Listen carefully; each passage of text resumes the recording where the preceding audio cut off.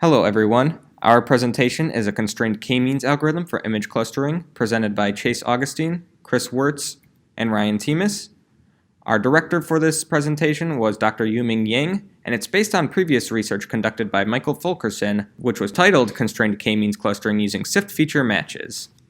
The goal of this project is to use k-means clustering with SIFT constraints and dimension reduction, specifically principal component analysis, to group a dataset of images into clusters based on similarities. So the primary method we used for this algorithm was k-means clustering, which is a form of unsupervised machine learning. This allows us to cluster a dataset based on identified patterns, and the general process for this is to take an initial amount of values, which we denote as k, to act as center points for each cluster. These are known as centroids. Each non-centroid is then grouped with its closest centroid into a cluster. Once all the data points have been clustered, we recalculate the new centroids to be the median of each cluster, and we repeat steps 1 and 2 until the previous centroids match the new centroids, implying that we found all of the true midpoints. So we use constrained k-means, which means that on top of regular k-means, we have constraints to help us out, as k-means on its own for our project tended to group most images into only 1 or 2 clusters, so that these constraints will help. So these 4 constraints are what we added to the project. One is the number of epochs that we run. An epoch is an iteration of reassigning centroids. So instead of going until the centroids don't move, we'd only do it for a certain number of times. Usually we specified it as 3 epochs for our runs. And we also had the constraint of cluster size limit, which is basically what it sounds like. We limited the number of data points that could go into one cluster. So a cluster, when it's capped out, cannot have any more above its limit. We also had maximum penalties allowed and timeout duration. Now these two are linked together. What happens here is when each time an image was added to a cluster, that cluster would receive a penalty. And once it hit the maximum number of penalties allowed for the run through, it would be put into timeout, which means no images could be added to that cluster for another however many assignments our timeout duration was listed as. Within our code, each cluster is stored as a vector. We also have these vector classes, and I've shown those below, just the header file for that. And these store a lot of different information about the centroids, or not the centroids, the clusters, such as its centroid, the images contained within. You can see that that's a vector. The edges, as well as the other information such as penalties, timeout duration, which Chris mentioned in the last slide. Also, if it's centered, if it's in timeout, or if it's full. And we also include the graph that we use to organize our images. So for our k-means clustering, for the basis of how we put images into clusters, we used SIFT features. Now SIFT stands for Scale Invariant Feature Transforms. And SIFT feature points maintain certain information of images, no matter the size or the rotation or the angle. So this is important as it allows us to rescale images to make the process faster when we do resize our images. And also, it's the basis of how we tell if images should be put together. In the image below listed here, all the points are in green, and the matching ones between these two angles of the same image of the Arc de Triomphe are in blue, and they're drawn connected to each other.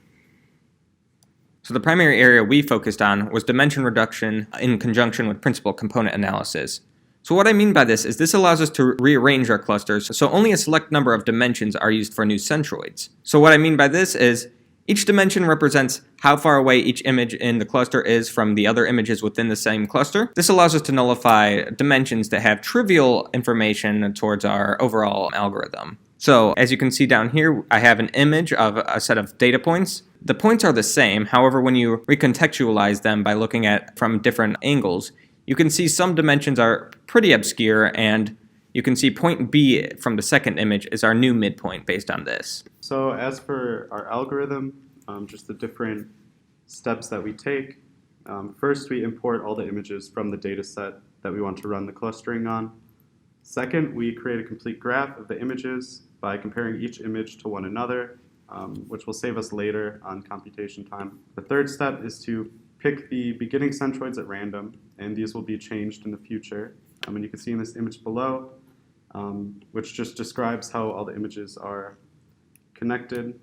You can see that each point represents an image, and the lines between them represent the edges, which represent the number of matching SIF features, or the weights between the images. The fourth step is to assign the non-centroids to their respective cluster based on the number of SIF point matches or the weights with the centroid of the cluster. This ensures that it has the closest match and it is grouped with other similar images. In the fifth step, once each image is clustered, we assign new centroids using principal component analysis. The PCA library that we used then reduces the matches to the most significant dimension and uses the center value from the selected dimension. And step 6 is just to repeat steps 4 and 5 for the desired amount of epochs. For our evaluation function, we used a Python script to compare the experiment results to the perfect results. And what I mean by the perfect results are, let's say you're comparing it to a cluster that has 5 images, it would then compare it to the first 5 images alphabetically. The thought process behind this was you would feed the images to the algorithm in sequential order that you took them. We then printed the results to a CSV file. This is done so by representing each cluster as a 2D array and calculating the distance each image is from one another using the perfect score. As for our results, so here I've just chosen a small example. In this case, we had 4 clusters. We ran 3 epochs. There's a size limit for the clusters of 35 images per cluster, 25 penalties maximum, and a 2 assignment timeout duration. You can see here in the sample cluster, since this was a smaller amount of clusters, a lot of different images are grouped in here. But you can see a lot of them are similar and grouped together within this cluster. You can see how it organizes it. Below, you can see that the overall score was 172% above perfect, and the weighted average was 189% above perfect.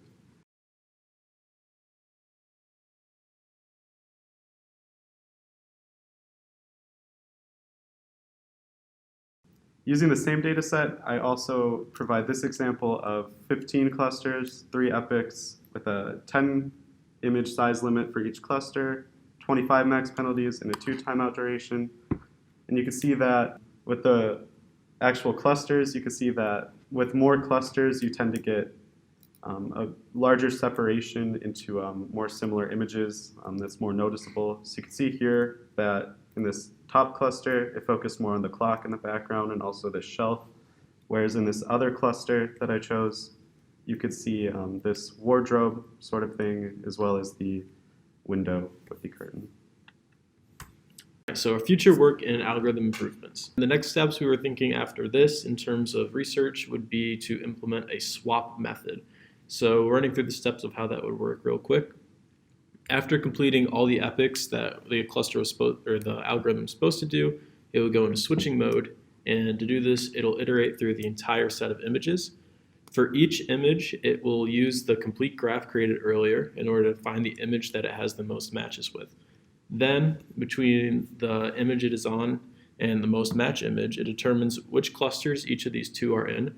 If they're in the same cluster, it doesn't do any of the next steps, and then it moves on to the next image. If they are in different clusters, it'll see how many matches each respective image has with their centroids, and whichever one has the highest overall percentage of matches with their cluster will stay in theirs, and the other image will be moved to that cluster with them. And it would do this for each image, and then save at the end. So, overall in conclusion, we found our results were an improvement on the basis research, but as we mentioned, they could be further improved, and current methods are still ongoing. Dimension reduction appears to be an effective tool for overall clustering/centroid finding process, and we believe image swapping and perfect cluster evaluation modifications offer high potential for further results. Thank you for listening. Thank you. Thank you.